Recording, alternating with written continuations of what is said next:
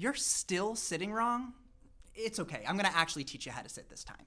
Okay, so if you watched our last video, we talked about how chairs are really not designed for ergonomics, they're designed for comfort. And because of that, we end up with really poor posture because of how long we sit. Definitely go check that other video out, but the long story short is we need to make sure that we're reinforcing our normal spinal curvatures. The secret to making sure we're reinforcing those curvatures all comes down to the tilt of the pelvis. When we sit in a chair the normal way, that pelvis tilts backwards, which is gonna take the lordotic curve out of the lumbar spine, which leads to this slouch posture. So we want to get that pelvis tilted anteriorly to force the normal curvatures of the spine. But how are we going to actually do that?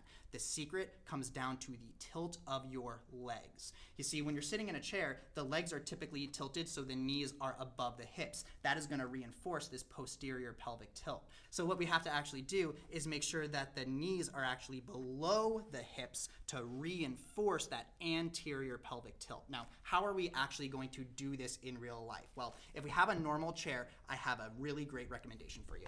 So what you're going to do is you're going to sit towards the edge of whatever chair that you're sitting in.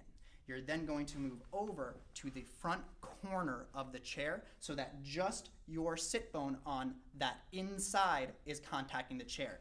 This side of your glutes should be hanging off the chair.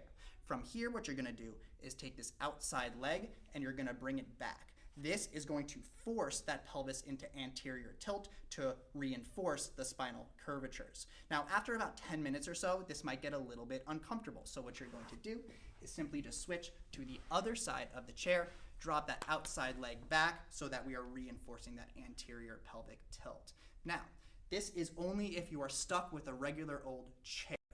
If you really want to force ergonomics for the long term, there's a specific type of chair that I really am a fan of.